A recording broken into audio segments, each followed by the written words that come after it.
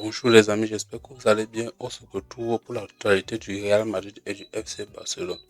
On va revenir sur les informations du FC Barcelone concernant Bastoni, la blessure de Yamal, les éventuels départs, le refus de renouvellement de Marcus Rashford et du côté du Real Madrid, la situation de Arbeloa, Kylian Mbappé qui a largué un poste de José Mourinho au Real, chose qui n'a pas été vue d'un bon œil par Arbeloa.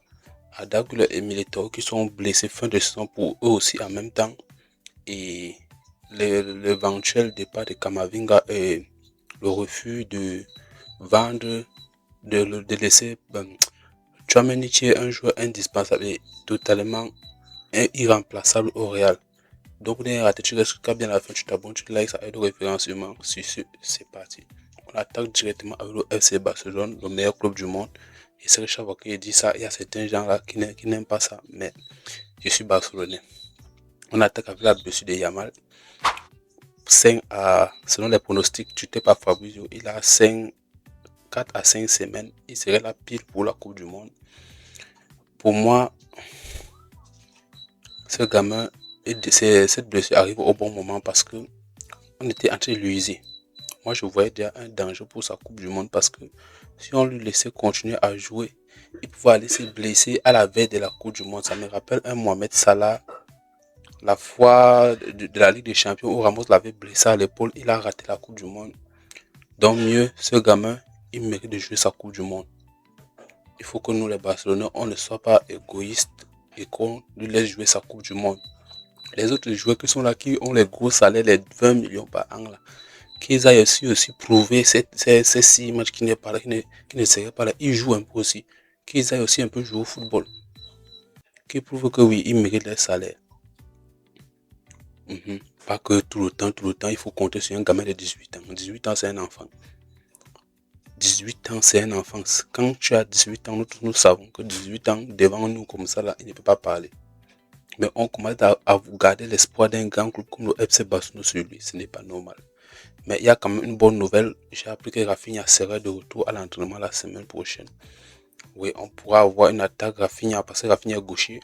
Rafinha, Rashford et Ferran Toka. Ferran Toka, oui, parce que moi je l'appelle Toka. Parce qu'il faut qu'il rate 10 occasions pour marquer une occasion. Bon, concernant Rashford, je ne sais pas ce qui ne va pas, mais Flick a préféré mettre Gavi et Lié par rapport à Rashford. C'est une très mauvaise nouvelle. Ça ne présage rien de bon pour moi. On part sur un classico où le Barça risque va avoir un Yamal absent. Peu de chances que Rafinha débute ce classico. Et on risque même commencer ce classico à rejoindre l'attaque. Oui, oui, moi ça ne me surprend pas. C'est un classico où je sais déjà que pour qu'on s'en sorte, ça serait très très difficile. Tebas a bien dit que ça serait difficile pour nous de nous en sortir durant cette fin de saison. Mais les 9 points, il faut qu'on les maintienne. Il ne faut pas qu'on perde 3 matchs. C'est trop. Sur 6 matchs, on perd 3. C'est trop. Oh, les gars. Cette fin de saison s'annonce compliquée. Bastoni, toujours la situation de Bastoni. Deco qui ne fait qu'appeler son entourage. Il semblerait que Bastoni veut venir. Mais l'Inter demande beaucoup d'argent. Je pense que c'est 40 ou 60 millions. Pour un défenseur, on risque encore de se faire scammer. Et c'est ça qui me fait peur. Parce qu'on peut bien poser les thunes, mais on risque encore de se faire scammer. En tout cas, on ne sait pas. Selon certains, Bastoni, vraiment, c'est un bon défenseur. Mais on a vraiment besoin d'une bonne charnière. Parce que la charnière actuelle, Koundé n'est pas un défenseur central. Durant des années, on a oublié que Koundé n'a jamais été un défenseur central. On a pris nos espoirs, on a mis sur lui. Voilà les conséquences. Il s'est fait bouffer, placement à gauche, à droite. Un contre un, il s'est fait laminer.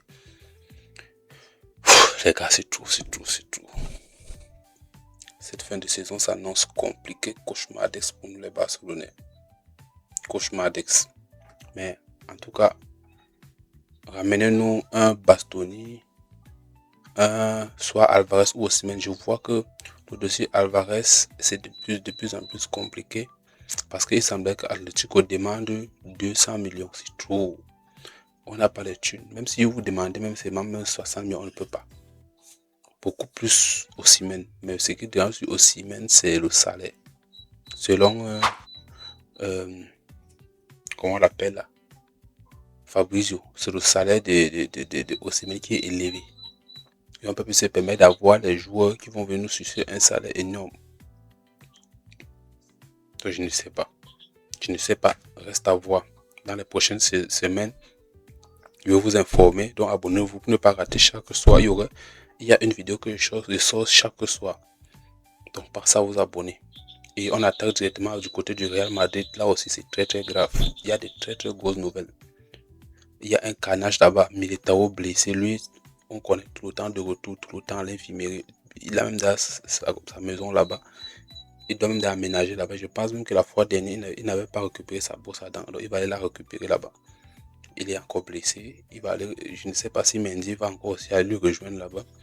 Il y a là-bas qui l'attend là-bas. Là-bas, lui, il garde derrière les serviettes là-bas depuis. Adagoula, et il est parti aussi avec Adagoula. La toupie, la plaque tournante, le moteur de cette équipe. Je vous assure, Adagoula est le joueur, le créateur par excellence, celui qui a la possibilité de conserver le ballon.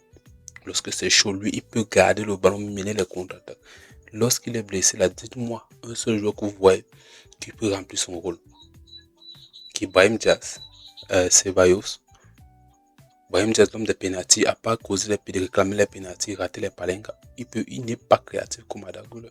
Ce que ce petit a montré lors des 3 derniers matchs, c'était exceptionnel.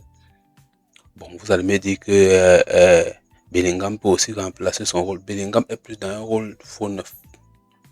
Je ne vois pas Bellingham dans un rôle 10, meneur de jeu, distributeur.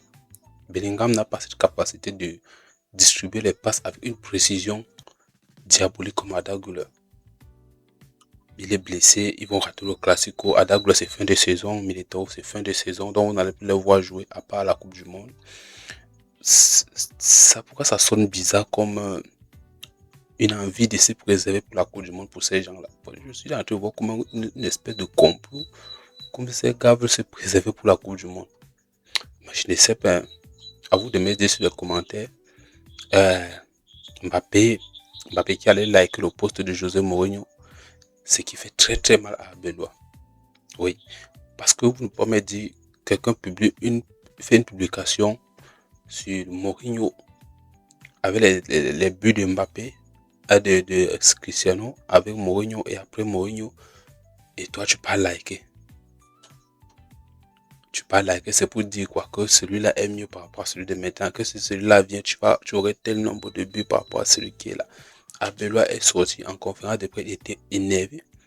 Mais en tant que bon politicien, il dit je m'en fiche, il peut bien parler de qui il veut. Lorsque ces mots sortent de la bouche comme ça, dans la bouche d'un politicien, c'est que c'est méchant. Et apparemment, Pérez aurait signalé à Arbeloa que il va partir. Donc à voir, soit c'est Mourinho, soit c'est Klopp qui risque d'arriver au Real. Dites-moi dans les commentaires si vous préférez Mourinho ou Klopp personnellement. Les deux sont des casse-têtes parce que ce sont des coachs de classe mondiale. Special One et le psychopathe de Klopp, c'est tout. Peu importe la personne qui va arriver, c'est une mauvaise affaire pour nous les Barcelonais. À Bello, on savait encore qu'on pouvait s'en sortir avec lui. Xavi Alonso, on savait encore que c'était un débutant, on pouvait s'en sortir avec lui. Mais ces deux mercenaires-là, s'ils arrivent, ça serait pour mettre le ménage dans le vestiaire. Il n'y aurait pas une personne qui va parler à part eux. Je ne vois pas Mbappé imposer sa dictature à Klopp. Encore moins à Mourinho. Ce sont des gens qui ne disaient pas certaines choses. Donc, si Madrid se bat à recruter l'un de ces deux entraîneurs, parce qu'il sait qu'ils ont les capacités, Madrid va changer de visage. Côté Vinicius, ils sont toujours en pourparlers pour sa prolongation, selon les informations que je vois. Mais d'après, selon mon avis, autant pour moi, il va prolonger. Vinicius aime le Real, il kiffe le Real, il va prolonger. Pareil pour Camavinga. Pérez qui a aussi reproché à Arbeloa de titulariser Pitache par rapport à Camavinga. Et totalement, il a raison. Pour moi, Pitache était encore immature. Il ne peut pas remplacer le rôle de Camavinga. Bref, les 2 semaines à venir, il y aurait beaucoup de mouvements dans ces deux clubs. Donc pour ne rien rater, tu t'abonnes, tu likes, ça aide au référencement. Sur ce, prenez soin de vous. Et surtout, n'hésitez pas à me poser vos questions dans les commentaires. Je vais les répondre lors de ma prochaine vidéo. Ciao.